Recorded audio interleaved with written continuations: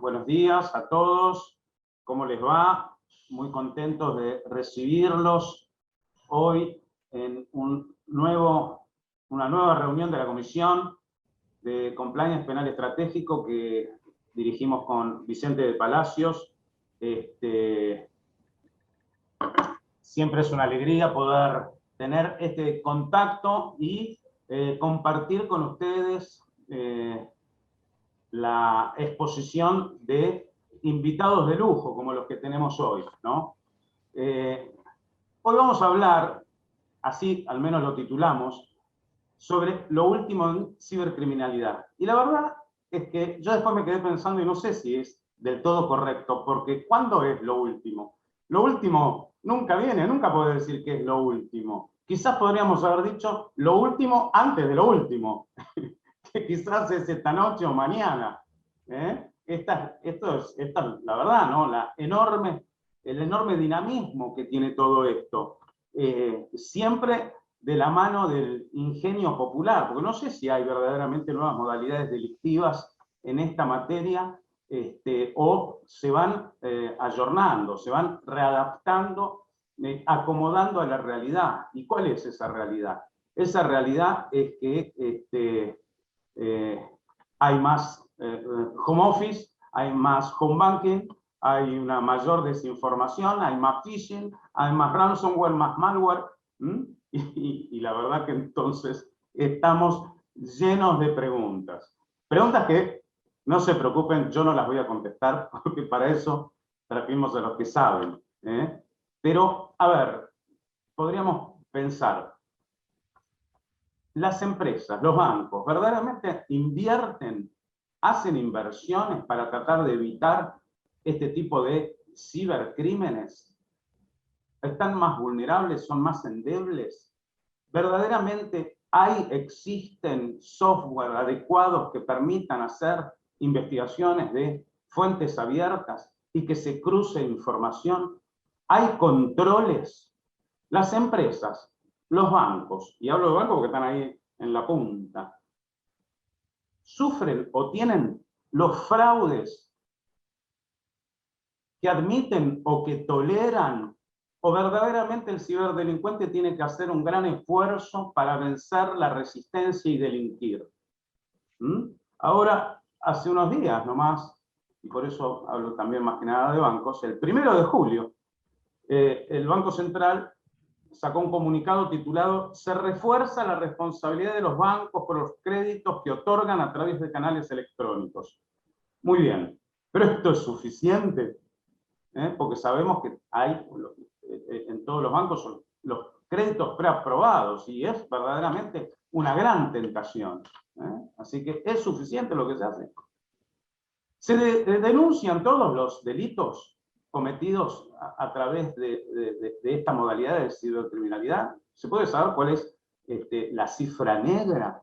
Quizás hilando un poquito más fino, ¿no? Para lo que es un enfoque jurídico, si que es penal, que lo podría abordar Manuel.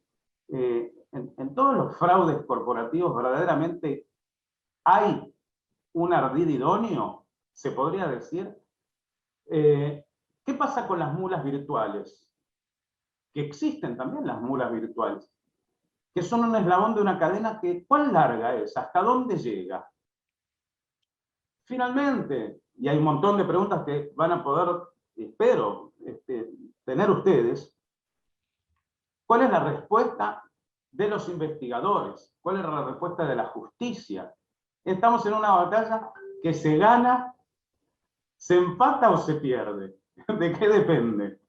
Y después de esta charla, ¿vamos a estar un poco más optimistas o más pesimistas? Bueno, para todo esto es que hemos pensado con Vicente en traer a dos personas que saben, y que además ya han sido invitados a nuestra comisión en el momento de prepandemia. Y es un lujo tenerlos y les agradecemos mucho que hayan aceptado, porque verdaderamente saben. Y es Manuel de Campos, que es juez nacional en lo criminal y correccional, y especializado en investigaciones de cibercrimen. Tiene mucha experiencia y, por supuesto, podrá brindarnos toda esa experiencia sin revelar información confidencial de casos, por supuesto, que tiene en curso, que están en trámite, ni hablar. Y Pedro Janís es otro lujo que nos damos, un gran expositor y exponente en esta materia, que es asesor en investigación y análisis de modalidades criminales digitales y cofundador de Capa 8. Así que muy contentos de que estén con nosotros. La idea es que van a ir hablando ellos. Ahora le voy a dar la palabra a Pedro. Y tener una hora, más o menos. Las preguntas que ustedes tengan, por favor, compártanlas a través de el icono de preguntas y respuestas, de Q&A que tienen allí, que las vamos a hacer al final. Vamos con Vicente a elegir un poco las preguntas que nos podrán contestar Manuel y Pedro. Así que, bueno, encantados. Y arrancamos nomás, Pedro, es todo tuyo. Muchas gracias, Vicente, muchas gracias, Hernán.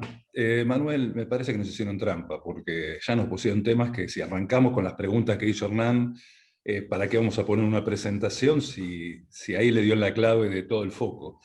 Pero bueno, si vos estás de acuerdo, vamos de a poco a más y vamos resolviendo las preguntas que hicimos en aquella reunión un poquito. Y ahí es donde les pedimos a todos que tengan paciencia, porque un poquito el tema de la presentación es ir nivelando los conocimientos hasta llegar al punto que queremos demostrar, ¿no? Voy a compartir simplemente a modo de guía una presentación. Básicamente a donde vamos al principio es a qué es la Fundación. La Fundación es una organización no gubernamental sin fines de lucro.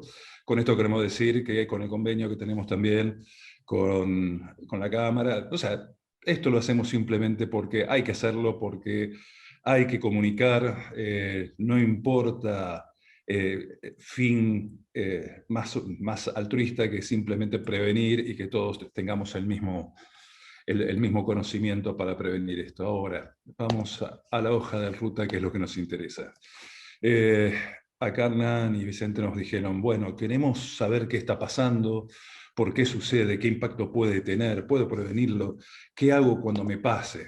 Y la clásica de estas preguntas es, la más importante es qué hago cuando me pase, porque te va a pasar. Tarde o temprano va a pasar. Si no te pasa a vos directo, le pasa a tus hijos, a tus amigos, a tus tíos, a tus padres, a tus abuelos. Y hablando de esa cifra negra que decía recién, me dejó pensando y me tiró tantos tips, Hernán, a la entrada, que me siento como que la presentación la voy a hacer muy rápida hasta llegar al punto de Manuel, que es el jugoso. Entonces sigamos. Básicamente estamos algunos poco cansados de que cuando digan lo virtual es lo real. Y como somos medios nerd, nos gusta citar esta práctica, la práctica que tuvo Harry Potter con Dumbledore, donde decía, ¿por qué iba a significar que eso no es real? ¿No? O sea, todo lo que es virtual termina impactando. Cuando uno tiene una incidencia en el suministro eléctrico, vos en tu casa te quedás sin gas. Sin gas, sin electricidad. Cuando a vos te apagan una central termoeléctrica, te quedás sin electricidad. Cuando a vos te sacan la plata del cajero, te quedás sin dinero. Entonces, pero no te importa si fue a través de la web, si fue a través del wallet, si fue a través de... No, todo tiene un impacto. O sea, todo lo virtual termina siendo real. Y todo también se desprende, nos gusta decir la teoría del caos en este caso, que a veces parece que sin explicación y sin duda alguna algo evoluciona y algo pasa. Y por eso nosotros solemos decir, claro, es como que no actualices tu computadora o pongas un pendrive porque sí o porque te bajes un archivo, total, ¿qué va a pasar? Y vos no sabés que ese celular hackeado o esa contraseña entregada puede afectar mucho más. Y solemos explicar también que tiene que ver porque todavía muchas personas no entendieron qué es el ciberespacio, de dónde viene. Entonces, citándolo a Gibson, que fue el que lo creó en su momento, es algo que va más allá de Internet. Es la articulación entre personas y máquinas. Entonces, cuando uno habla de ciberespacio, habla no solamente de los dispositivos, sino hablamos de cómo nosotros estamos preparados para manejar esos dispositivos, si es que lo estábamos en algún momento. Allá en 1963, ya un diario, el New Journal de Murphy, había dicho que pronto íbamos a tener el celular en el bolsillo. ¿Y qué pasó? Que por más que lo anunciaban, luego lo que tuvimos fue gente que empezó a construir sitios web, aplicaciones y un montón de infraestructuras sin siquiera tener las bases. Y las bases eran de seguridad por diseño. Entonces salimos prestando nuevas aplicaciones, como decís vos, Hernán, para los bancos, para lo que fuera. Sacá el DNI, con sola imagen de tu DNI, sacame una cuenta en un banco. Y después decíamos, bueno, ¿y cómo vas a validar esa identidad? No, porque si total yo meto 1000 nuevos clientes, con que 600 sean fraude, me quedan 400 y lo demás lo tiro directamente como pérdida, no me importa. Bueno, todo eso tiene un costo al fin. Un costo directo, indirecto, va a estar. Ahora bien, hay normas. Vos citaste una, yo te puedo citar otras cuantas. Y las normas pasa esto, o sea, las normas se cumplen en cierta forma, o sea, el cable tiene que estar conectado a tierra, está conectado a tierra. La motoneta tiene que estar asegurada con una cadena o similar en algún lugar, está asegurada. Te dice que tenés que esperar el semáforo, por más que a veces no entendés, porque esa norma que vos citaste te dice identificación de las personas, y yo pienso y leyendo la norma, la tengo acá delante mío y se la sigo leyendo porque tiene un método de validación que, digamos, no vamos a ser agresivos, vamos a decirlo de una forma más fina. Hay una ley 17671 que es la identificación de potencial humano, y hay unas acordadas que establecen que la única forma de identificar a una persona, al menos en territorio nacional argentino, es a través del DNI, y a través del método Bucetich y otros que en el futuro determine la evolución de la época. Y bueno, ya hay que leer esa ley, porque no la veo reflejada en la otra, donde dice que si me manda los papeles ya está, le identifico. O sea, como que hay dos trucos, cómo identifico y cómo identifico realmente. Entonces, ahí se me genera la del semáforo. Uno me dice que es una forma y esa norma me dice que es otra. Entonces, ¿por qué sucede esto? Sucede porque nosotros hacemos que suceda. Tenemos normas que a veces nos confunden, que no son claras, y tratamos de solucionar con tecnología lo que realmente es problemas de regulación, de capacitación y de entendimiento del negocio. Vos decías qué pasaba cuando se audita, y yo me pregunto, ¿quién auditó esto en su momento? O sea, estas son fotos tomadas acá en Capital Federal, la zona en donde nos movemos. Estas ya tienen como un par de años, siguen sucediendo hechos como estos, y tanto en la agencia de seguridad, como en vía pública, como en casa de comida, una universidad que Manuel la conoce porque daba clases ahí, donde uno puede ver que las normas decía tenía que haber la jaula para poner la computadora adentro y tiene que tener un candado. Bueno, sí, la jaula estaba, el candado sí, la computadora estaba afuera. Entonces somos nosotros, es la capa 8 la que tiene que entender que a veces las normas no están bien escritas e interpretarlas. Esta, por ejemplo, es hace una semana atrás en la Luna Park, para ir a darnos la inyección, encontrábamos esto también, que es la infinidad de cantidad de sistemas disponibles al público donde pueden ser usados por cualquiera, y, ¿por qué no?, también por los otros, porque de pronto uno se acordaba eso del gran hermano, siempre, ¿no?, que el Estado es el gran hermano, que hay campañas de vigilancia. Yo no las conozco todavía. Yo sí las que conozco son estas, y es la que el ciberdelito usa. Los grandes otros que sí están observando, porque al no haber normas claras, al no haber inversión, al no haber tecnología, directamente es un terreno cedido a que ellos tomen el escenario para sí mismos, y nosotros tal vez llegaríamos hasta las máquinas, pero después descubrir quiénes están atrás de las máquinas es un gran problema. Y esto no importa ya si en el 2017 el fiscal general ya había dicho que era el negocio que se venía, porque no era que lo dijo un técnico, no, ya un fiscal general dijo, gente, fíjense porque es un fenómeno global. La pregunta es, ¿qué hicimos para evitar eso? ¿Dónde estamos hoy? Y para eso, qué mejor que Manuel, que nos empiece a contar dónde estamos hoy y qué son los problemas que él ve desde su lado. Por el lado técnico, luego vamos a ahondarlos. Pero hoy por hoy vamos a empezar a hablar con los delitos ciberasistidos. ¿Te parece, Manuel? Dale, vamos a empezar. Bueno, antes que nada, yo todavía no hablé. Quería agradecer a Hernán y a Vicente la invitación para participar de este intercambio de ideas y experiencias, que me parece que siempre suman un montón. Así que bueno, muchas gracias a los dos por invitarnos. Yo no hice presentación con cartelitos divertidos. A mí me toca contarles lo que vemos día a día qué delitos se están denunciando, y a su vez de eso deducimos también los que sabemos que pasan y no se denuncian. No tengo una cifra negra, Hernán, para darte, pero sí un panorama para que ustedes puedan sacar algunas conclusiones. Yo todo el año pasado, y desde que empezó la pandemia, y todo este año, estuve a cargo y estoy a cargo de 2 juzgados. O sea, hay una faltante de jueces, que ya vamos a ver que ese también es un inconveniente. Así que digamos que estoy de turno 2 veces. Este mes, por ejemplo, estoy 2 veces, o sea que me pasa mucho caudal de causas y de denuncias como para sacar algunas conclusiones y ver qué tipo de fraudes informáticos se están denunciando o delitos relacionados con esta temática. Les voy a contar someramente algunos de ellos, por ahí los más comunes, y les voy a dar algunos tips de algunas causas, qué es lo que está pasando, qué es lo que se ve, cuáles son las posibles causas, las posibles soluciones, ver si hay alguna forma de prevenir y ver cuáles son las formas de investigación en teoría y los recursos con los que contamos hoy, que ya les adelanto que dista mucho de la teoría. Voy a empezar con un clásico que le pusimos el apodo de causas del IFE. Es el clásico que alguien recibe un llamado, estudian antes a la gente, estudian, analizan bases de datos, generalmente buscan gente que tenga alguna cuenta, pero de no muy altos ingresos, un nivel sociocultural medio, les hacen un llamado y les dicen que se le ha asignado la ayuda del IFE, que se le ha otorgado el beneficio. Entonces le dicen que para eso es muy importante que se dirija a un cajero automático sin cortar la comunicación, que genere una clave token y que se la pase a la persona que está llamando diciendo ser del ANSES.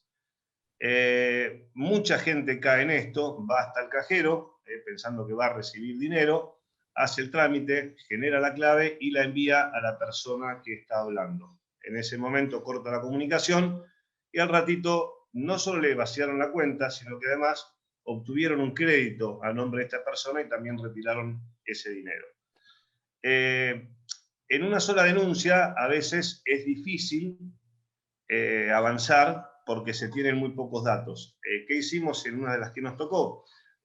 Buscamos en fuentes abiertas, había grupos que mencionaban ese número de teléfono, decían haber sido defraudados a través del mismo número, y empezamos a conectar víctimas que no habían denunciado. Las contactábamos nosotros, después de investigación en fuentes abiertas, para obtener ya una gran cantidad de damnificados, lo que nos permitía establecer un modus operandi y cruce de datos como para poder avanzar en la investigación. Esto, y como ya mencionando una de las preguntas que decía Hernán, las facilidades que dan los bancos para los créditos online, ¿no? Que inmediatamente después de un cambio de contraseñas, el banco otorgue un crédito a ese supuesto cliente. Pero bueno, eso por ahí lo vamos a ver más en detalle después. Ante un hecho aislado de estos, una de las fiscalías con la que estoy de turno dijo que no era delito, y ahí otra vez referencia a se ve que Hernán me dejó varias picando, justamente en referencia al ardid. Decía, ese ardid no es idóneo para causar una disposición patrimonial porque es muy burdo. Bueno, nada, no estuve de acuerdo y por suerte la Cámara nos dio razón, entonces nos permitió empezar esta investigación que hoy está bastante desarrollada. Y otro problema que también la dejo para plantearlo al final, es el problema de las telcos, porque estos teléfonos de los que llaman, en general son líneas prepagas de las que se adquieren solamente llamando por teléfono y dando un nombre y DNI. O sea, no hay ninguna validación de la identidad. Entonces yo, que por haber dado muchas charlas con Pedro, sé su DNI, puedo llamar tranquilamente y decir, hola, soy Pedro Janices, quiero una línea, y me otorgan una línea. Entonces cuando el investigador se fija de dónde salió ese llamado, van a ver y van a buscar a una persona que en general no tiene absolutamente nada que ver, ni enterado está que tiene esa línea a su nombre. Una vez que se tienen las líneas, bueno, no vamos a entrar mucho más en detalles, pero bueno, ya se empiezan a pedir logs de conexión, todas las comunicaciones, activaciones de celdas, todos los paquetes de datos de las llamadas, y ahí se van atando cabos y se va estableciendo que no se trata de estafas aisladas, sino que son verdaderas organizaciones criminales que tienen una estructura y que tienen una forma de operar para recaudar grandes sumas de dinero. Yo me los enumeré, pero el orden no es ni por cantidad ni por gravedad, sino para no olvidarme de ninguna. Me hace acordar un programa de, los que tienen mi edad se van a acordar, los domingos, que decían capitales del mundo que empiece con C, tiempo, y empezaban así rapidísimo todo. Bueno, acá voy a tratar de de no olvidarme de ninguno, así que voy a seguir.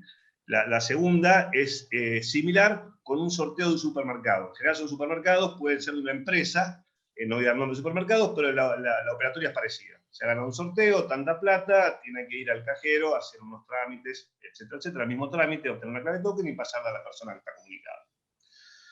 Otro que también tuvimos varias denuncias y trabajándolas se llegó a muy buenos resultados, es la de compraventas online con tarjeta ausente. ¿Sí? Esto parte, llegamos a tener punto de compromiso, le decimos punto de compromiso a un comercio en el cual todos los damnificados, era el punto en común, habían hecho una compra genuina en ese lugar.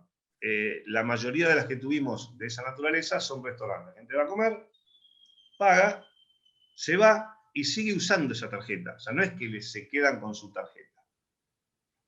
En una de las causas, por ejemplo, que había cientos de compras online, todas en ausencia, a través de 9 plataformas, empezamos a seguir todos los datos que había de registro de las direcciones a partir de las cuales se pedían esas compras o se adquirían los productos o servicios. Había de transporte, había de pedidos de comida, había determinadas. Entonces, empezamos a notar que si bien la mayoría de los datos eran falsos, los nombres de las direcciones de mail eran inventados, sí coincidían las IP, y sí en todos los hechos había o un domicilio físico que era real, o una dirección de IP que coincidía, o activaciones de antenas que coincidían por la zona, y así fuimos determinando una organización, eran todos extranjeros, se los detuvo a todos,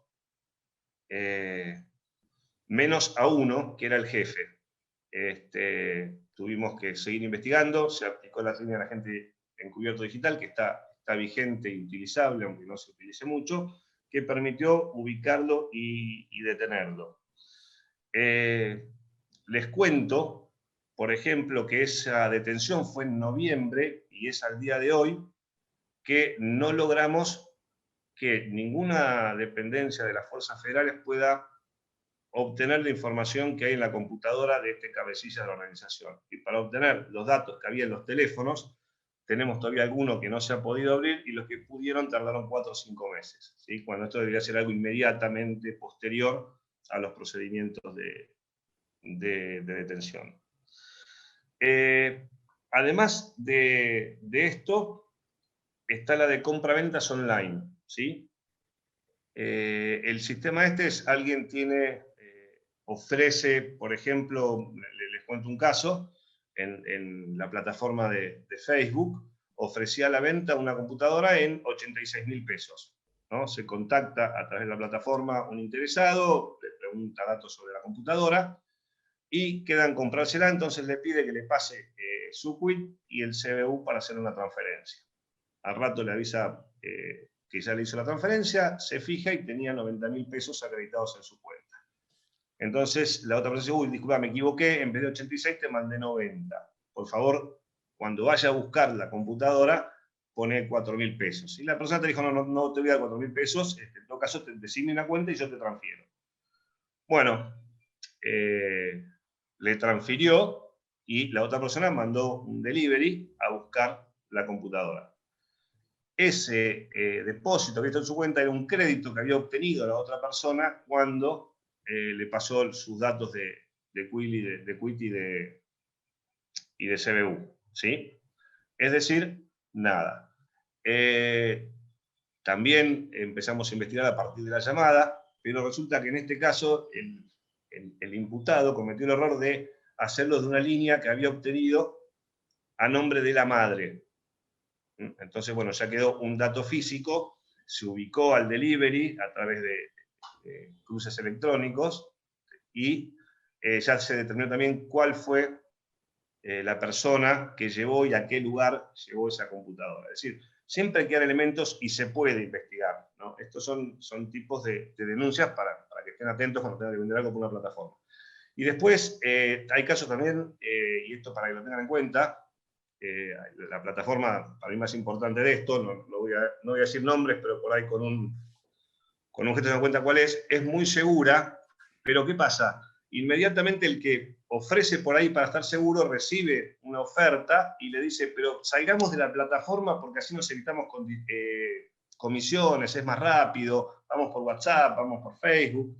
Y ahí cuando salen se pierde toda trazabilidad y bueno, y sigue como la que les contaba recién, ¿sí? Las que son por otra plataforma.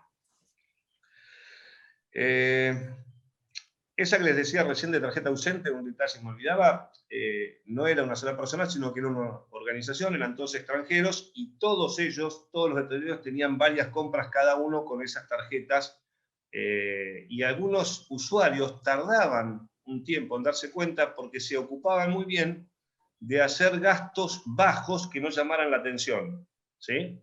O sea, más o menos por los consumos que tenía la tarjeta en el restaurante, tenían idea de los datos, entonces no hacían una compra exorbitante como para que esa tarjeta les dure la mayor cantidad posible de tiempo. Tengo una ayuda a memoria para no olvidarme ninguno. Después, otro que aparte vamos a ver que en algunos casos se combinan, es la estafa del Tinder, ¿sí?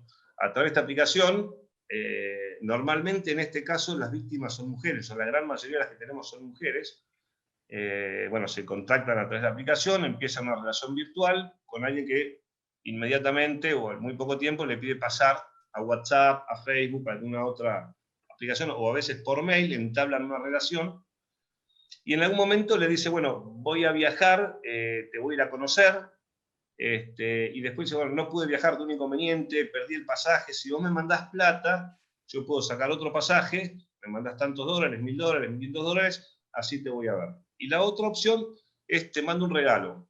Te mando un regalo muy valioso, es un anillo que vale mucho, es una computadora, una tablet para que podamos comunicarnos con video, y a su vez genera como si fuera un ticket de seguimiento del envío que termina en la aduana, y ahí se comunica a una persona que dice ser empleado de la aduana y que tiene que hacer un depósito para pagar impuestos aduaneros para poder retirar el regalo. Y la gente deposita. También es muy parecida a la estafa que hemos llamado del soldado extranjero o del paquete diplomático. El soldado extranjero generalmente es alguien que se comunica por alguna red con la víctima, o sea, sin conocerlo, y le explica su situación. Yo soy un soldado de Estados Unidos, estoy destinado en tal lugar, no puedo mandar plata porque yo acá tengo unos ingresos no santos, pero sí las puedo mandar a otro país. Si vos me recibís esa plata, una parte vos me decís una cuenta y yo te la deposito, ¿sí? Para eso necesito que me hagas primero una transferencia, aunque sea poquita, y poder mandar. Bueno, sigue después la estafa, como les decía recién, ¿no?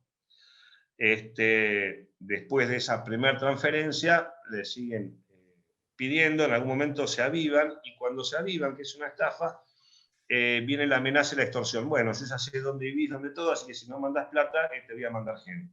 O sea, vemos cómo cambia de ser un simple fraude a ser ya un delito un poco más violento. También tenemos que mencionar en este listado aquellas denuncias relativas a criptoactivos. La gran mayoría de las causas son otros tipos de estafa y aparecen los criptoactivos en el momento de realizar pagos o fundamentalmente de sacar plata del país. ¿Sí? Plata que se obtiene a través de los distintos tipos de estafa salen del país a través de envíos en criptoactivos. Tuvimos otra en la que una persona denunció que había adquirido un criptoactivo, Ripple, XRP, no sé si lo escucharon nombrar, en 2019, y él seguía viendo su saldo. En un momento determinado, a fin del año pasado, quiso sacar plata, transferir, y no pudo. Empezó a reclamar, él veía el saldo, pero no podía ni transferir, ni mover, ni sacar. O sea que es un tipo de hecho nuevo en el cual un exchange se queda con la plata. No sabemos si está ahí o no. En este caso, por lo menos no hubo un anuncio, como sí hubo en otros países, que desaparecieron con todos los criptoactivos que tenían depositados en las cuentas. Hay un tema con estos casos. Yo comentaba lo que me ha dicho Hernán respecto de aquel primero, que el fiscal dijo que el ardid no era idóneo. En este caso, con los efectivos, decían, no hubo una disposición patrimonial, es otro de los elementos de la estafa. O sea, yo imagino que hay muchos abogados y unos cuantos penalistas ahí, pero bueno, no da el tiempo para explicarlo. Pero dicen, no le sacaron plata, la plata la tiene ahí. El tema es que es como si ustedes pudieran ver el saldo en su cuenta bancaria, pero si quieren transferir, pagar un impuesto, pagar un servicio o sacar plata, no lo pueden hacer. Entonces, ¿la tienen o no la tienen a la plata? ¿Hubo un perjuicio patrimonial o no hubo un perjuicio patrimonial? ¿Sí? En términos jurídicos, para que Hernán esté contento y lo pueda analizar. Entonces, estos son temas que hay que verlos en cada una de estas causas, y hay que explicar bien estos delitos, entender que son delitos, y como dice Pedro, causan digamos, impacto en la vida real. Les cuento un caso de una estafa del Tinder, que está dentro de otro que les voy a contar después, pero se los adelanto por la relación que tiene con esto.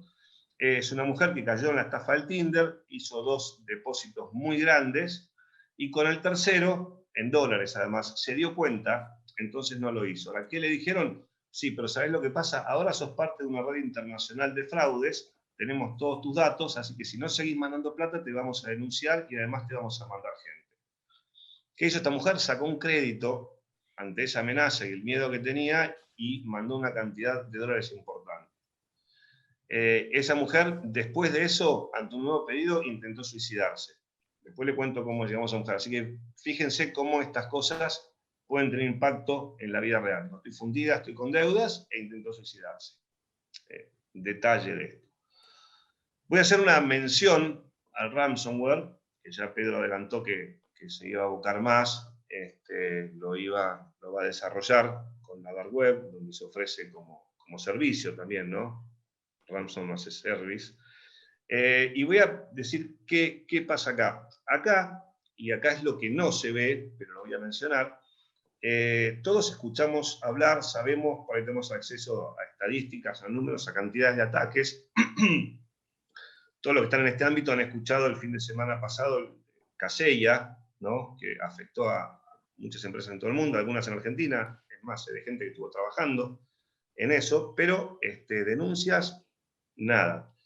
En el día de hoy, noticia fresca, Biden elevó la amenaza de ransomware a prioridad de seguridad nacional. Fíjense hasta qué punto en los países que entienden cuál es el problema, lo elevan ahí. Yo en los últimos 5 años, y estando, ya les digo, mucho tiempo con 2 juzgados, recibí una sola denuncia por ransomware. Hace unos 5 años, y habían denunciado un ransomware, la víctima fue el INADI, en este caso lo cuento porque viene muy al caso para ver qué pasa con estas cosas.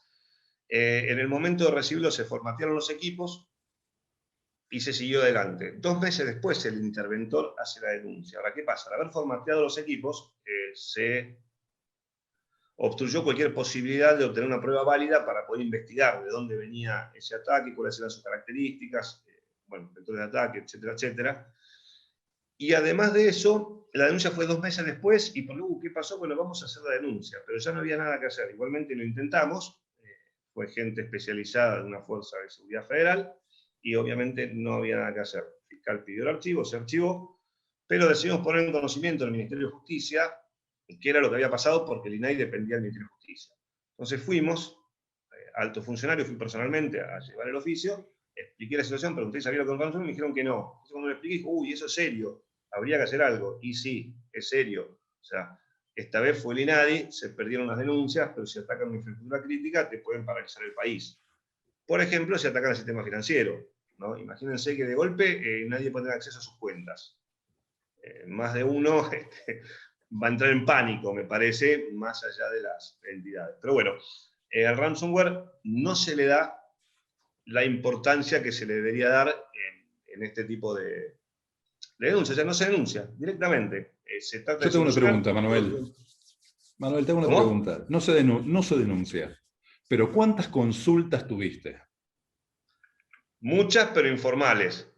O sea, no consulto a una fuerza que estoy de turno y me llama y me dice, doctor, ¿qué hacemos? No, porque ese suele ser un clásico problema. ¿Cómo? Suele ser un clásico problema político donde te dicen, ¿y cuántas denuncias hay? Una. ¿Y para qué le vamos a dar bolillas si total hay una?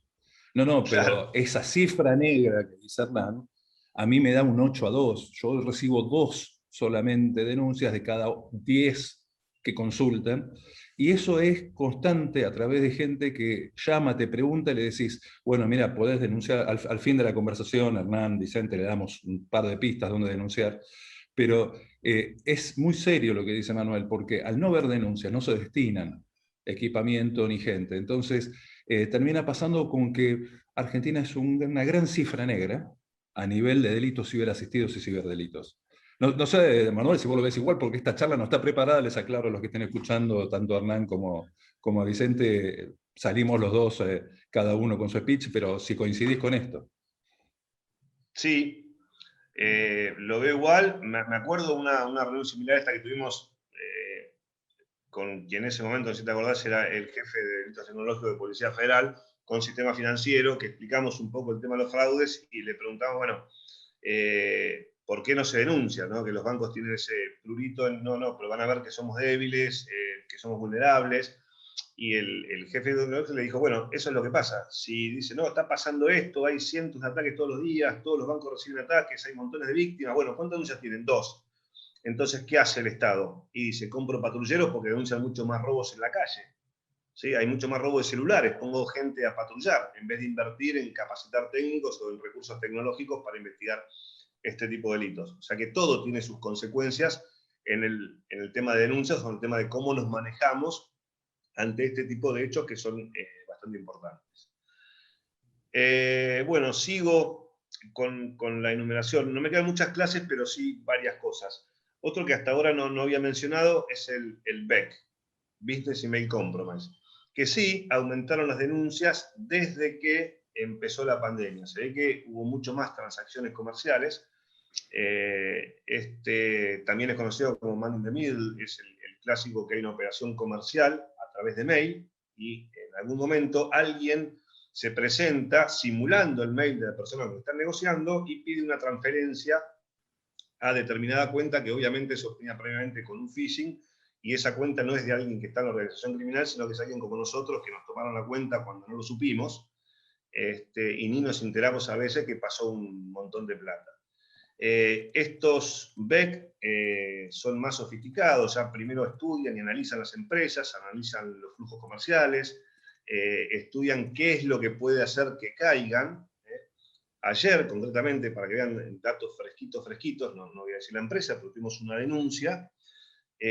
Un gerente general de una sucursal argentina de una empresa recibe un mail, supuestamente del CEO de la central internacional, pidiendo el envío son cientos de miles de dólares para la adquisición de una empresa en otro continente.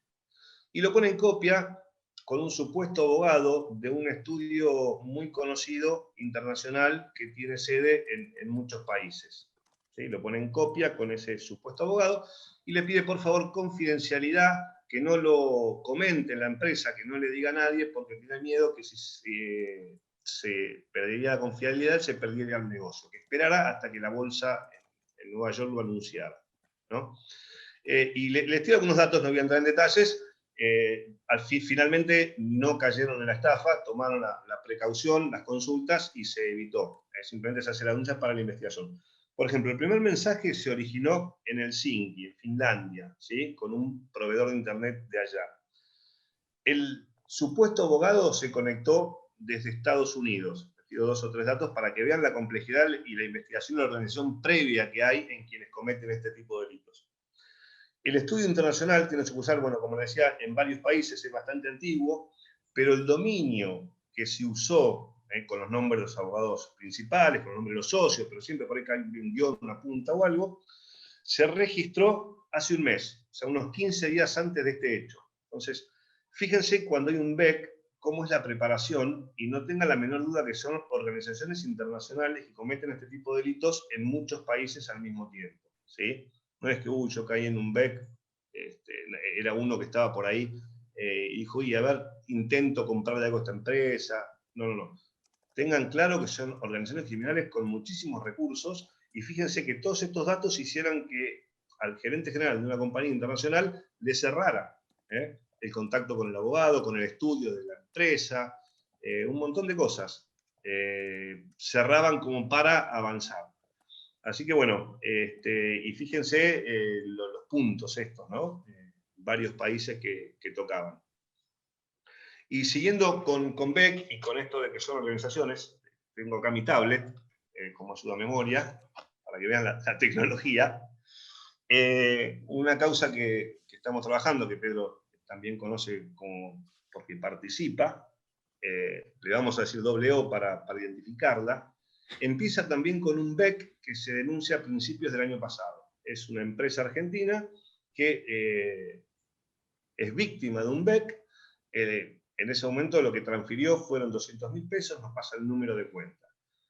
Averiguamos todos los datos de titularidad de la cuenta, cruzamos a esa persona en fuentes abiertas, en redes sociales, pedimos toda la información en la extranjera, pedimos información de migraciones, determinamos quién era, dónde vivía, y la plata de ese BEC la sacó de un cajero automático, así que teníamos también la filmación de la persona. ¿Sí? Con todos esos datos se hizo trabajo de calle, se estableció el domicilio, se hizo un allanamiento, se secuestró el teléfono de esta mujer, el teléfono de la pareja y una computadora. De esos dos teléfonos surgió clara una red inmensa que se dedicaba a todo tipo de fraudes. Empezó con el BEC, con el rastreo de la cuenta, los datos, todos llegamos a esa persona, se secuestraron los celulares y de ahí salió esta red con montones de hechos y con muchísimos contactos en los que había comunicaciones respecto de esto. La red se dedicaba a las estafas del Tinder, que ya les mencioné, a la del soldado extranjero, a la del diplomático, a todas, al BEC, y tenían un sistema de recaudación para el cual necesitaban mulas digitales, otra de las cuestiones que mencionó Hernán. Yo creo que para el final, Pedro, le vamos a haber tocado todos los temas que le preocupaban a Hernán, y vamos a quedar para las preguntas. ¿Qué pasaba con las mulas digitales? Fíjense, bueno, obviamente teníamos teléfonos intervenidos, escuchábamos las conversaciones, tenían mulas en muchos países de Latinoamérica y hacían estafas también en muchos países de Latinoamérica, cientos y cientos en Argentina, en todas las provincias. Las mulas las contactaban, eran personas que tenían que tener documento de identidad argentino para poder obtener cuentas, y por supuesto en cada país, ¿sí? Cada mula tenía un porcentaje muy chico de cada transferencia que recibía en su cuenta, y tenía las instrucciones para después o sacarla por cajero o transferirla a otras cuentas. A su vez, obtuvimos dato de color que les cuento. Quienes tienen esta organización tienen hasta el speech armado de cómo va a ser cada una de las estafas. ¿Qué tienen que hacer y decir si es de Tinder? ¿Qué tienen que hacer y decir si es la de soldado? O la del diplomático, o la del paquete diplomático. Entonces, tenemos las grabaciones de las escuchas que a las mulas les ofrecían ser mula, con lo cual cobrás, ponele un 5%, pero si querés, podés ser impostor, te damos todo el speech y en vez de un 5 cobrás un 20. ¿No? O sea, fíjense hasta qué punto. Y en caso de querer ser impostor y vos querés reclutar más mulas, le das a cada uno y vamos haciendo la cadena. Y se hizo una pirámide impresionante de mulas en distintos países. ¿Y qué pasaba con las mulas? Las mulas se fueron cebando y cada una había 8 o 10 cuentas, ¿no? Y acá dejo planteado otro interrogante para más adelante, justamente para los bancos. ¿No les llama la atención que una persona de ingresos menores, ponele un sueldo de 50.000 pesos, una asignación, de golpe tenga 10, 12 cuentas bancarias abiertas en muy poco tiempo y que recibe sumas impresionantes para eso? ¿No? Detalle que dejo picando. Estas mulas, a su vez, recaudaban, ya digo, algunas extraían el dinero y otras lo mandaban a varias cuentas porque tenían que repartir en porcentajes, ¿sí? Así llegamos a ver más o menos cómo iba para arriba. Empezamos a cruzar todas las cuentas, a pedir información al Banco Central, y veíamos que cada una de estas cuentas a las que ellos remitían, a su vez recibía de muchas cuentas más. Cruzando cuentas llegamos a cientos de damnificados en todo el país que no habían hecho denuncia. Entonces, estamos trabajando esto con la Dirección de Delitos Tecnológicos de Policía Federal, la Dirección de Cibercrimen de Policía Federal, ¿Qué pasó? Le entro a mencionar a todas las delegaciones de interior, fuimos a buscar una por una todas las víctimas, a todas las personas que han hecho transferencias, y el 95% dijo, sí, sí, fui víctima de una estafa, no me animé a denunciar, me daba vergüenza, pensaba que no iba a recuperar nada. Entre ellas estaba la que les había contado antes que intentó suicidarse. Así que bueno, le pudimos dar una contención, le explicamos que estábamos trabajando. Es una causa en la que hay muchísimas personas de los imputados identificadas. La organización es transnacional. A raíz de un incidente, una mula se quedó con plata, la clásica mexicaneada. Entonces, quien nosotros pensábamos que era organizadora de la parte argentina, lo apretó para decir, dame la plata porque me van a matar a mí.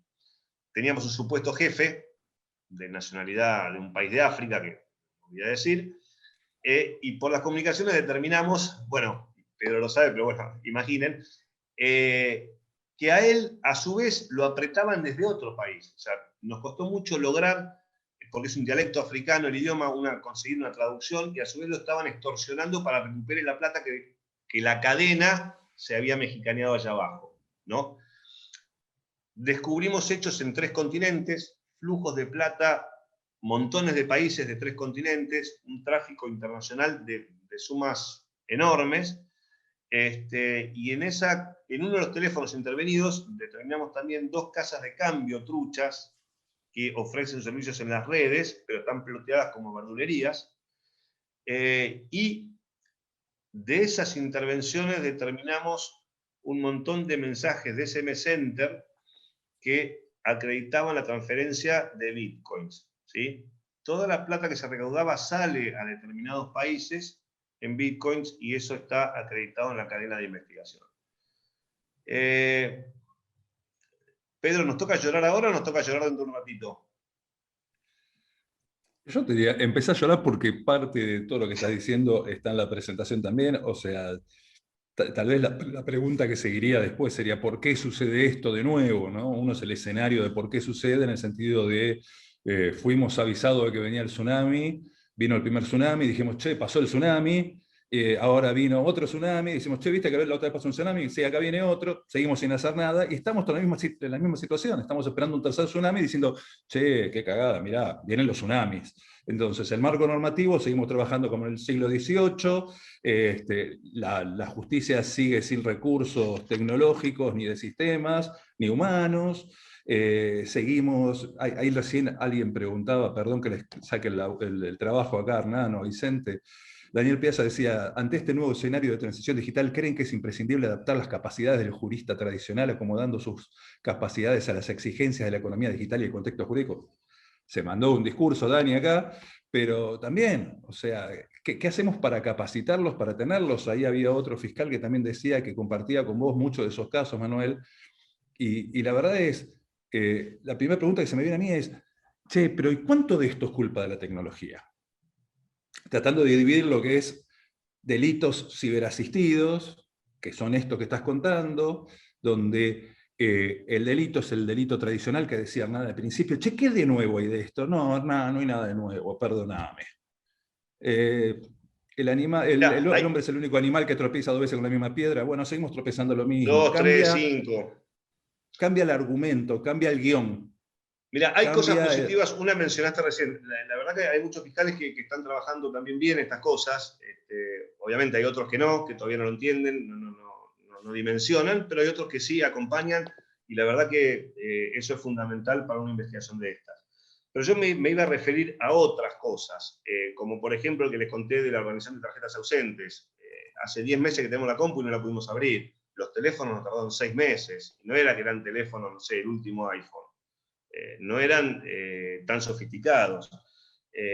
Los cruces de banco los estamos haciendo, tengo una persona en el juzgado dedicada exclusivamente a esta causa, un secretario con una persona que la ayuda, exclusivamente a esta causa, no dan abasto.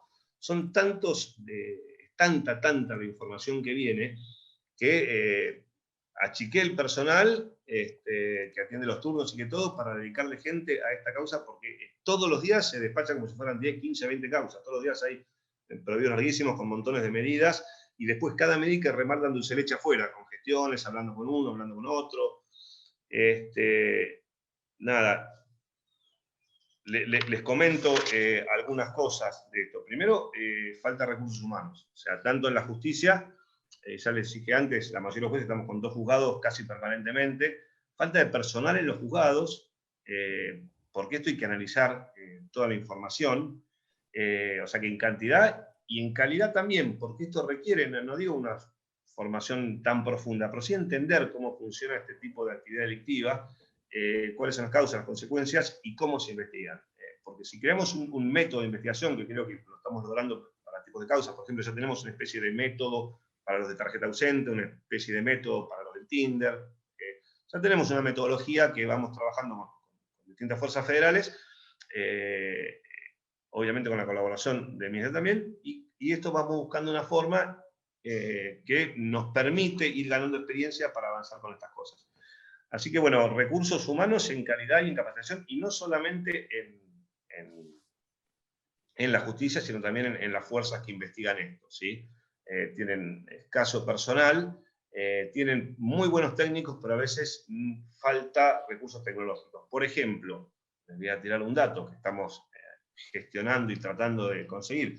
No hay un sistema automatizado para investigar en fuentes abiertas. O sea, lo están haciendo en forma manual, ¿sí? Piensen el tiempo que tarda cuando podría ser minutos para tener.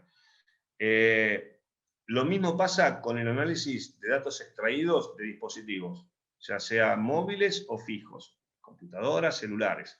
El otro día, después de mucho bregar, estando varios meses, al final consigo la información y resulta que la dependencia de Policía Federal, que es muy importante, no tenía un software para hacerlo correr, ¿sí? Y la única forma que pudo bajar la información que tenía un teléfono era un PDF que tenía más de 100.000 páginas. Y eso había que supuestamente analizarlo a mano, para que miren, es la prehistoria, ¿no?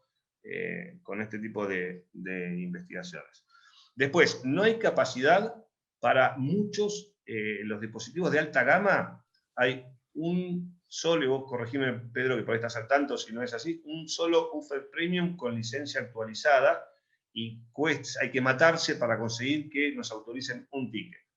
En una causa compleja, crimen organizado, en la que hay 14 personas detenidas, algunos desde agosto, otros desde enero, después de mucho pelear y a través del Ministerio y de gestiones que hicieron, conseguí que me dieron una fecha para el 18 de junio pasado, para 3 teléfonos, y todavía no los hicieron, porque están desbordados. Y eso que hubo un oficio del Ministerio de Seguridad diciendo, bueno, este día, qué fecha, con una anticipación, mandamos los teléfonos, notificamos a todos, seguimos esperando información que es crucial y que después la van a analizar manualmente el personal que está interviniendo.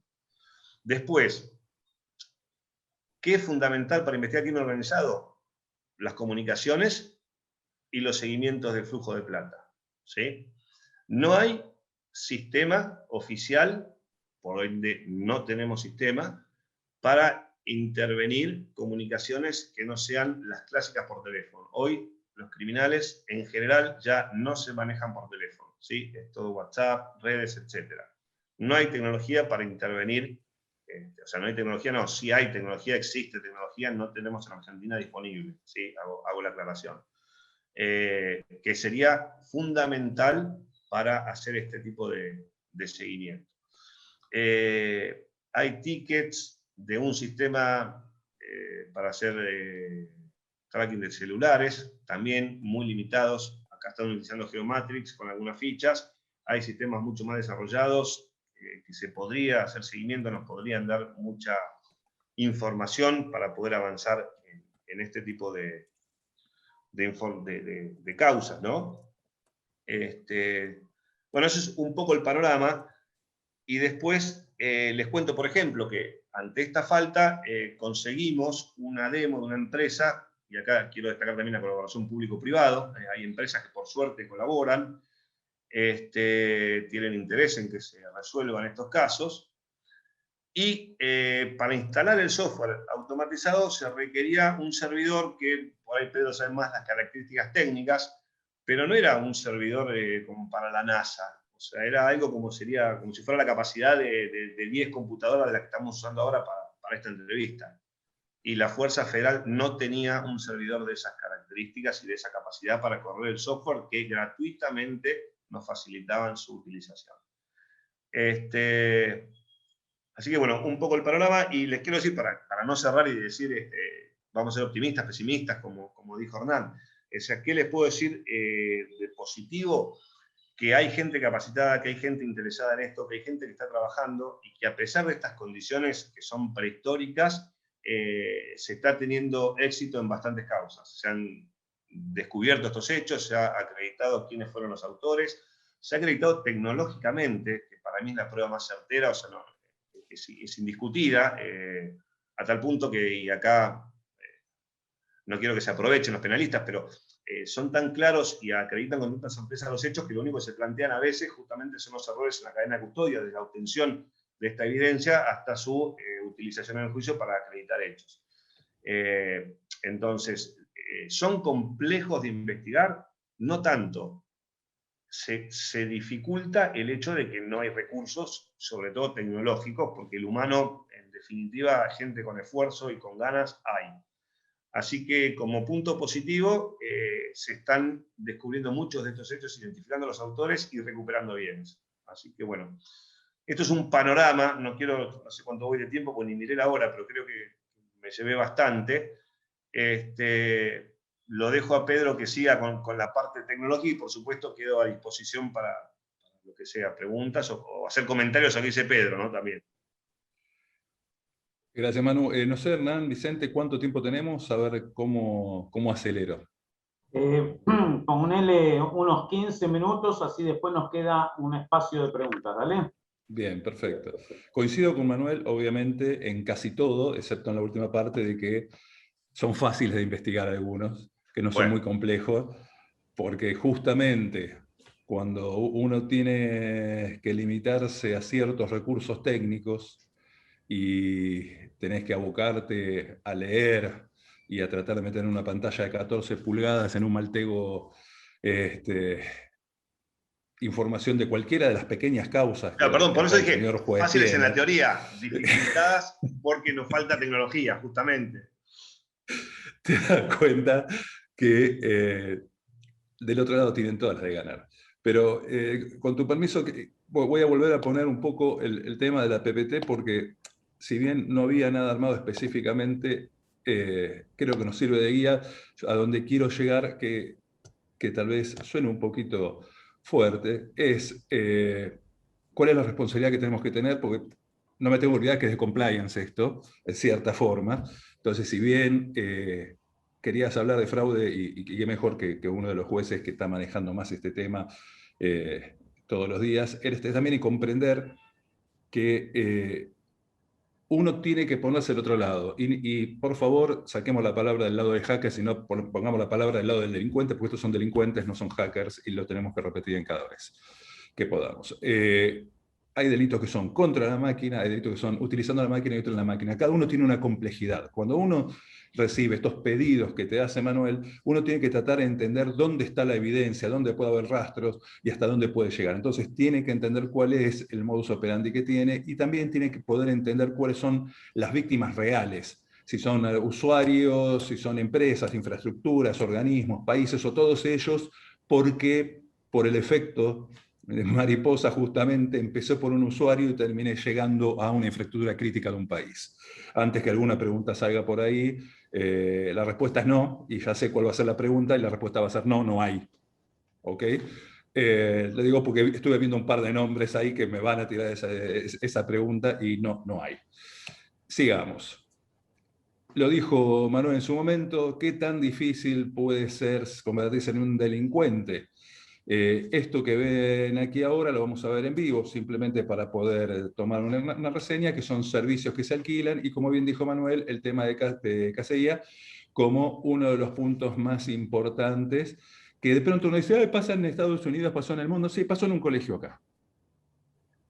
Y esto es lo que tampoco, no me consta, no sé, capaz que sí, se hizo la denuncia, pero sí este colegio que le comunicó a los padres de que se fue afectado.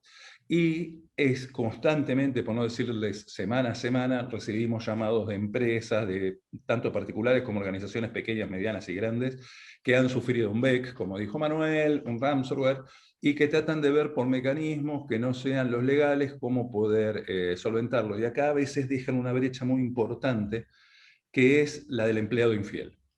El BEC se alimenta mucho del empleado infiel.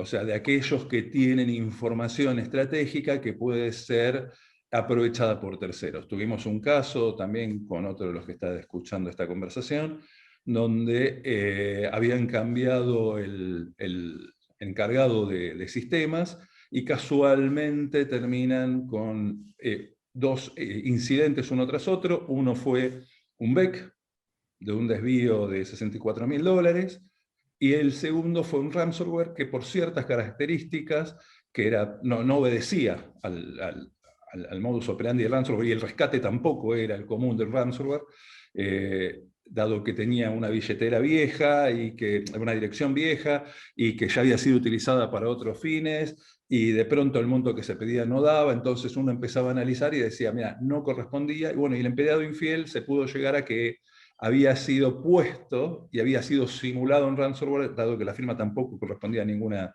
de las familias que podemos ver, pero todo eso es tiempo que sin tecnología son horas hombre que tenés que poner en eso. Entonces vos decís, ¿cuáles son los últimos avances en el fraude? En el fraude te lo contó Manuel.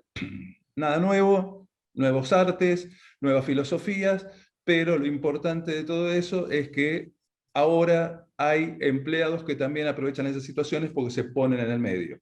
No es lo mismo que, como Casella decía recién, donde Manuel explicaba qué pasó con esto, y acá simplemente esto que pueden ver, que son parte de la información, si me disculpan, voy a ponerles... Puede fallar, ¿eh? Esto es en vivo. Esta es la parte donde tranquilamente uno de los tantos servicios que hay, este es simplemente a modo de ejemplo, ¿no? Pero cuando uno empieza a ver qué es esto lo que está en la PPT, uno no solamente puede ver qué fue el sitio. Imagínense ustedes que son de esta empresa, ¿no? Ustedes certificaron, dijeron que esta empresa cumplía con todo, y de pronto no solamente le mandan los mapas, que es como se ve dentro de la computadora, el plan de red, sino pueden ver los documentos, pueden comprobar que su información es esta. Y que encima les dicen, con todo lo de la ley, le dicen, no, miren, estas son las máquinas que capturamos, toda esta información es la que tenemos, como se dan cuenta, no es menor, muchas de ellas, sino simplemente le dice, como ustedes no pagaron a tiempo y forma, disponibilizamos para que cualquiera tenga acceso a todos sus archivos. Uno hace así de pronto y no puede nada más que no buscar Argentina, es ese vicio que uno tiene constantemente, y de pronto se va a encontrar con que tal vez pueda haber algo de Argentina, ¿no? Bueno, en este caso no señalemos, no hubo nada, digamos, y pasemos de largo, tú no has visto nada, y sí hay algo de Argentina. Otros pueden ver que directamente los ponen con todos los contactos y les está diciendo desde dónde, o sea, desde dónde, qué fecha tiene realmente, desde que fue disponibilizado, cuántos han visto, y si quieren tener más información, y le dice cuál es el porcentaje de lo bajado en muchos casos, donde no es el total, ¿no? Acá está publicado el 75%, todavía tenés tiempo de ir y negociar algo. Cuando está publicado el 100% es que ya se cansaron de esperar. Entonces, ¿es un negocio esto, Manuel? Si de pronto ves que hasta compañías como abogados han tomado livianamente esto y los han sacado información de todo tipo, los han disponibilizado, y uno pregunta, bueno, ¿y qué era lo que tenía como previsión? ¿Cómo pretendían de pronto defenderse de esto si no es con la propia tecnología y con capacitación? Uno puede seguir mostrando esto por cualquiera de los lugares. Podemos ver archivos directamente de los más livianos como comprobación en alguna de las empresas de abogados, como, no sé, les puedo mostrar lo que quieran, está todo libre. Esto sucede cuando son víctimas, deciden no pagar, simplemente los criminales deciden publicar esta información. Volviendo a la anterior. Mi preocupación no es tanto que decida o no pagarlo. Obviamente se recomienda no pagar, porque hay muchos riesgos en eso. Por ejemplo, que nunca lo recuperen, que sea una estafa, que alguien se ofrezca a pagar por ustedes y se quede con ese dinero. Todo esto que estoy contando son cosas que sucedieron, no son nada nuevo, porque el 9 Reinas, la Avivada Argentina, está. Y este año, para ir con los éxitos que dice Manuel, Europol, a través de 8 países, tiró abajo una de las redes más importantes que más dinero estaban dando en el cibercrimen, que era Emotet. Pan para hoy, hambre para mañana, se tiró, tuvo un éxito genial, fueron años de trabajo, estuvo bárbaro, se está preparando ya una segunda versión porque de hecho cada uno de las debilidades de las cuales fueron abusadas siguen activas. Esto es del 2018, pero ya marcaba que en Argentina, y esto no ha cambiado mucho, les aseguro por los últimos informes que recibimos, el tema de la seguridad de la información no estaba todavía muy de boga, no sigue estando, y todavía muchos creen que no hace falta una estrategia de seguridad de la información, que no hace falta tener un programa de capacitación, de concientización al empleado, ni un proceso de respuestas ante incidentes. Y ya en el 2018, y hoy espero que cambie un poco, aunque sabemos que no, alrededor del 61% no creía que había que invertir en seguridad de información. Entonces, cuando uno dice, ¿por qué de pronto suceden? Y porque seguimos construyendo esa casa del techo sin los cimientos, y bueno, si se cae, después vemos cómo reparamos. Este es simplemente una cifra un poco más actualizada de lo que ha pasado, y en el 2020 el 87% de las empresas sufrieron ciberataques, y seguimos preguntando, bueno, ¿y en qué me afecta el ciberataque? Y Manuel citó una reunión que tuvimos con un banco en algún momento, y donde nosotros explicábamos esto: mirá, no solamente tenés costos, pues dice, lo pago con el seguro está para eso. Lo contengo, no, sí, pero también tenés temas de contención, tanto de las víctimas como de tu propia infraestructura. La investigación te va a llevar un costo, remediarlo te va a tener un costo, porque si lo sufriste es porque no tenías o el equipamiento o la tecnología o el asesoramiento para hacerlo. Recuperar y volver a la etapa cero, incorporación de servicios y soluciones para dejarlo, bueno, recapacitar, reconcientizar, reformular, o sea, todo un trabajo que tiene un costo, y mucho de esto a veces va en el costo de demanda de terceros y hasta la tercerización de estudios jurídicos para poder hacer frente a esto. Cuando tal vez con procesos de enrolamiento adecuados, con perfilamientos adecuados, podría disminuirse mucho de esto. Pero bueno, no es tan fácil a veces, y como bien dijo Manuel, si esto fuera tan fácil, el CISA, que es el organismo de ciberseguridad de Estados Unidos, ayuda de Biden, no hubiese declarado el ransomware como una amenaza terrorista, que cuando uno lo ve dice, ¿pero qué tiene que ver?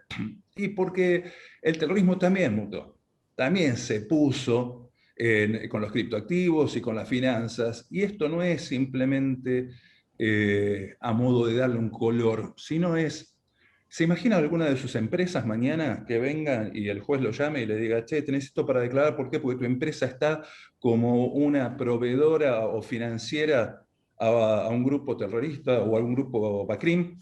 Y dice, no, ¿qué tiene que ver? No, sí, porque a vos durante 18 meses te estuvieron sacando tanto dinero de tantas cuentas que fueron a tal banda que lo que hace es limpiar la guita y se queda con una diferencia para financiar el terrorismo. Y vos no tomaste ninguna medida para paliar o para evitar que eso suceda. Entonces queremos ver si fue una víctima simplemente que no quisiste operar, o si hubo alguna clase de negligencia que permitió y la debida diligencia no estuvo. Esto puede suceder. Lo importante, lo decía Manuel, trabajar en las políticas, en la norma, la educación, la tecnología y los derechos humanos. Es algo triste, pero es real. Cuando la ciberseguridad no forma parte de la agenda de los gobiernos, el cibercrimen toma terreno en cualquier país. Y nosotros no somos la excepción. La sociedad y las empresas deben adaptarse y protegerse mientras los organismos carecen de recursos necesarios para dar la respuesta cabal y efectiva, lo que dijo Manuel recientemente. ¿Qué podemos hacer para protegernos, Manuel? Nada, así nada, pero te tiro 4 o 5 pautas. Por ejemplo, el tema de los bancos y los controles. si yo llego a recibir, no sé, le presto plata a un amigo, tengo que andar viendo cómo me la devuelvo, porque si de golpe me la transfiere, me van a venir a buscar porque tengo una transferencia que no es habitual en mis cuentas, ¿no? Me van a decir, acá hay una operación sospechosa, explique. ¿Por qué en esta organización que estamos investigando tanta gente abre tantas cuentas seguidas? En 10 días te abren 8 cuentas, en bancos físicos, en bancos virtuales, reciben montones de plata, hacen transferencias y el banco no le llama la atención, le sigue abriendo cuentas a esas personas. ¿Cómo hacen a su vez para ver que con los ingresos tengan tantas cuentas? ¿No cruzan la información? Yo soy monotributista para la docencia, conferencias, para ese tipo de cosas, y tengo una categoría baja. Me fueron a intimar porque mi categoría de monotributo no se condecía con mis gastos de tarjeta de crédito.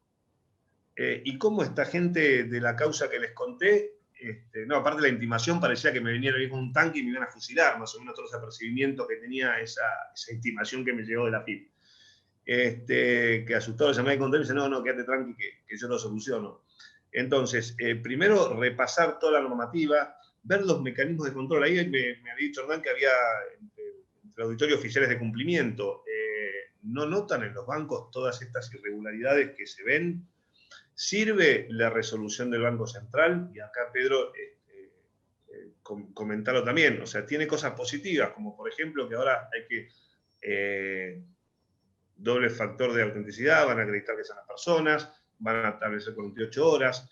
Era muy básico eso, que alguien cambiaba todas las credenciales, cambiaba las contraseñas y a los 15 minutos pedía un crédito. No llamó la atención todos esos movimientos. Entonces, lo primero es todo esto. Las telcos. No puede ser que yo llame y diga, soy fulano, DNI tanto, y ya tengo una línea asignada con la cual voy a estafar a un montón de gente. Entonces, se puede trabajar mucho. Hemos trabajado, y Pedro lo sabe porque hemos ido con la fundación. Por ejemplo, ¿qué pasa si sale una norma de la Superintendencia de Seguros que diga, bueno, si quieren cobrar el seguro, hagan la denuncia, como pasa si te roban el auto? No hay forma de que el seguro te pague el auto si no vas y lo denuncias. Entonces, bueno, habría que hacer una normativa que diga, bueno, vos banco querés que nosotros nos hagamos cargo, listo, denunciá que te chorearon. Perdón el término. ¿Sabes qué pasa, Manuel? Manuel, también parte de esto es cargo sobre el usuario, ¿no? Y de pronto, de las que tenemos, habrás visto que hay señoras mayores, hablo de señoras mayores porque es el caso en esta oportunidad, donde hasta como servicio del banco la han llamado y le han dicho que habían registrado su caso y que le iban a mandar un número a través del celular para que ella lo guarde y que para verificar se lo diga, así podían saber que estaban hablando del mismo caso y era el doble factor de autentificación. Entonces, al menos los que son técnicos que están escuchando, sabemos que hay un montón de herramientas que obviamente cuestan dinero, pero si tu negocio es digital, tu inversión tiene que ser ciberseguridad, porque es tu garantía de que tu negocio siga funcionando. Tu retorno de inversión va a estar medido ahí. Si vos de pronto tenés casos como los que ya conocés, donde gente sin previo pedido de préstamo, sin haber girado nunca a un banco de una provincia que hoy por hoy es el epicentro de todas las denuncias y salió una nota hace pocos días declarándose en ellos también como uno de los más afectados. Tenés en un lapso de 45 minutos la obtención de las credenciales, el pedido de préstamo por un monto que no puede ni siquiera ser, porque por lo que gana esta persona no se lo podrían casi dar, que cambie los ahorros de su vida a pesos, y que todo eso se lo transfiera a 3 cuentas, a 3 personas que jamás conoció en un banco con el que jamás operó, y después que me vengas y me digas, y bueno, el ardid era muy tonto. No tuvo que haber caído. ¿Y cuál es la responsabilidad del banco en esto? ¿Qué Pedro, clase de controles? perdón, Vicente, soy que te interrumpí. Un poco en línea ya por el tiempo, ¿no? Porque ya estamos llegando al tiempo de la exposición y justo me daban pie con lo que estaban diciendo Manuel y vos. Para la primera preguntita, si les parece, salvo que quieran añadir algo, Pedro, Manuel. Una cosa cortita. Dale. Una cosa cortita. Sí. Me hizo acordar Pedro con lo que dijo y que no lo mencioné. El tema de las redes de los bancos. Hay mucha gente que intenta por teléfono, intenta comunicarse con su oficial de cuenta, no puede, entonces entra al Facebook del banco, al Instagram del banco y dice, che, ¿hay alguno con este problema? Sí, yo también, qué sé yo, dejá tu teléfono que te llaman del banco. Bueno, llamado, soy del banco, tu oficial de cuentas, o el oficial de cuentas no está, yo te voy a solucionar el problema, pasame tus datos. Otro tipo de estafas que me había olvidado en la enumeración, me hizo volver Pedro recién. Quería agregar... Disculpame, antes de tu pregunta, Vicente, esto que acababa de decir Manuel, nosotros hemos tenido varias consultas como abogados de clientes que le pasó eso.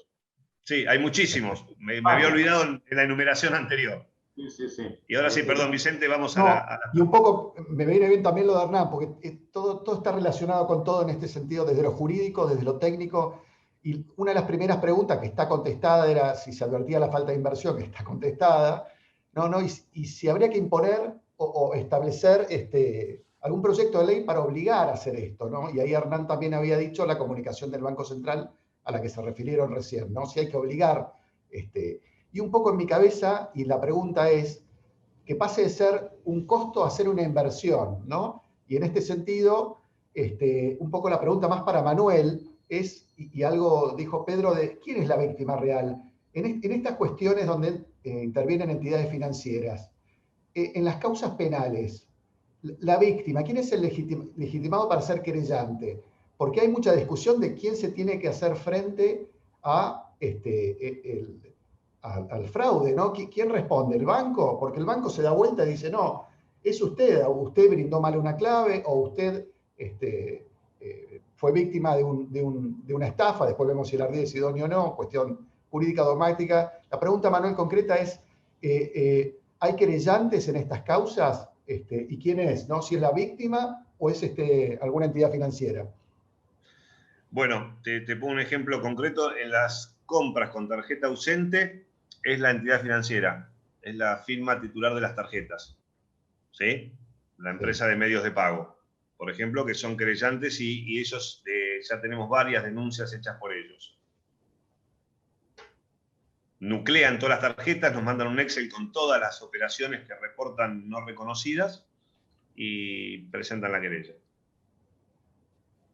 Y por supuesto muchas víctimas particulares, pero ya te digo, con esta causa que nosotros tenemos que buscar las víctimas, o sea, no denuncian, las obtenemos de las operaciones bancarias y cruzamos los números, los datos y las vamos a buscar. A ver, Vicente, hay un tema que es muy, a mi criterio, puedo estarle pifiando por mucho, muy grave.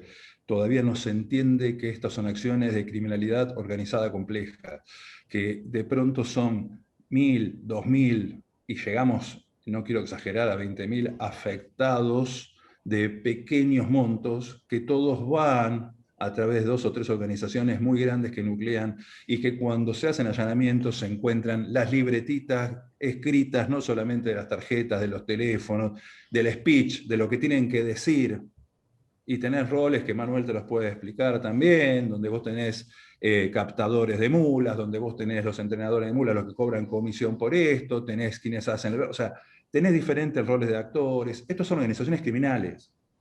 No busquen hackers. Acá el hackeo es a la persona, te lo hacen a vos. ¿Y por qué? Porque del otro lado hay controles que no están y hay medidas que no se ponen, porque total lo tengo en el costo hundido de esto. O sea, es una pérdida aceptable que tengo y tengo un seguro. Ahora, ¿qué pasa cuando de pronto, como vos dijiste, Vicente, empiezan a fallar en contra de ellos y empiezan a decir que ustedes tuvieron que haber hecho algo, habiendo tecnología, habiendo normativa, habiendo conocimientos que no hicieron? Bueno, salimos con otra nueva norma que tampoco me dice cómo se va a hacer. Una norma me dice que se va a hacer un registro de cantidad de incidentes y otra me va a decir que tienen que implementar algunos factores y todavía sigo sin saber cómo vas a reconocer a la persona como cliente. Entonces, todavía estamos en un camino que falta profundizarlo más y falta sentarse seriamente y ver cómo vamos a manejar una infraestructura crítica como es la del aspecto financiero bancario. Y mencionaste, Pedro, recién criminalidad compleja.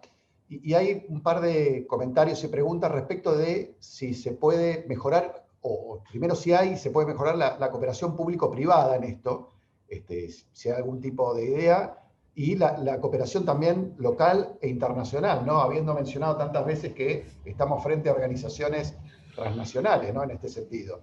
Si hay algo en esto, si se puede avanzar. ¿Qué, se empezó vos, Manuel? O... Dale.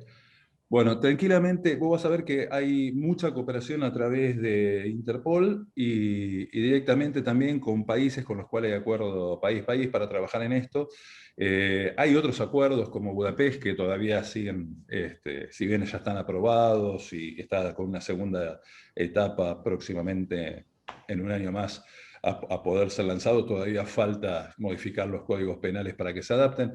Pero caminos hay, cooperación hay, es mucho más la informal que la formal, que después se formaliza, pero con otros países la internacional es vital y se hace, y se trabaja. Hace poco hubo una redada muy grande de pedofilia, de imágenes de abuso sexual infantil, donde fueron casi 20 países que trabajaron en conjunto para hacerlo. O sea, la cooperación existe.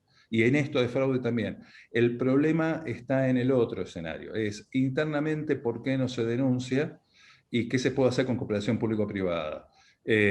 Para muchas de las tareas yo simplemente te voy a nombrar algo que está haciendo Italia, con otro régimen si querés, a nivel jurídico, pero que me gustaba porque se lo comentaba a Manuel y Manuel se enojaba.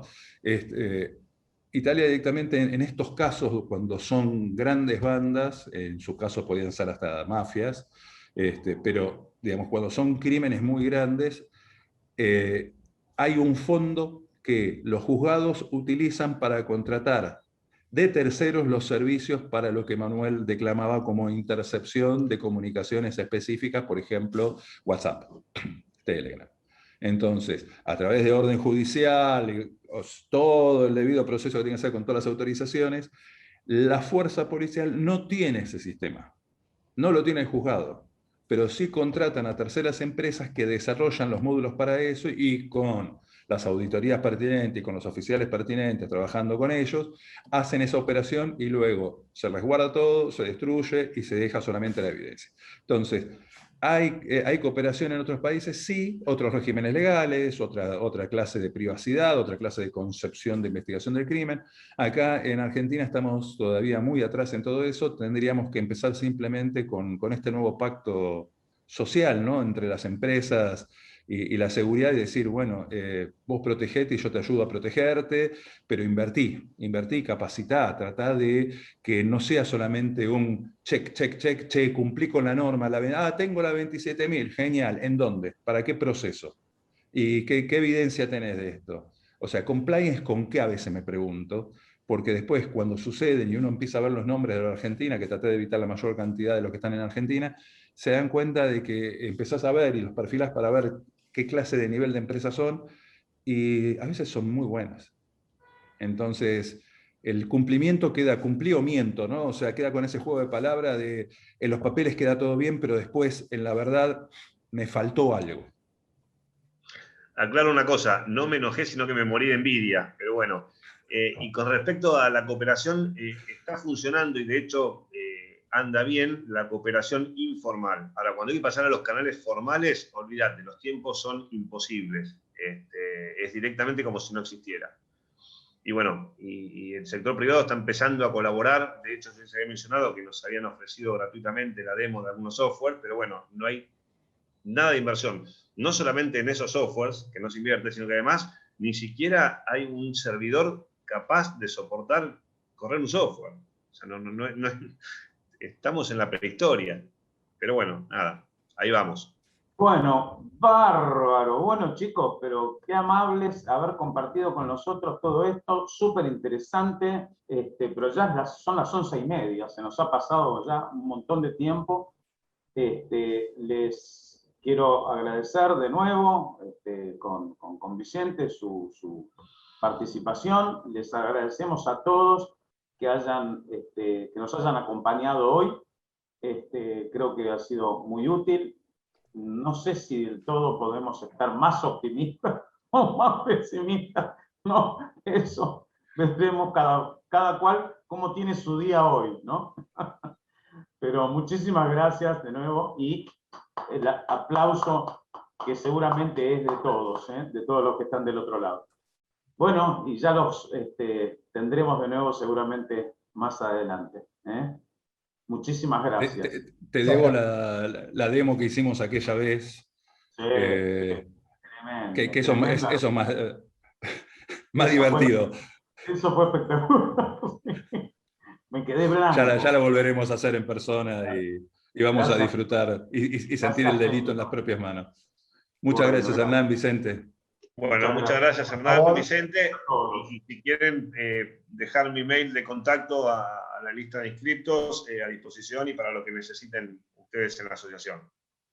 Bárbaro. Bueno, gracias a todos. Muchas gracias. Nos vemos. Muchas gracias, hasta luego.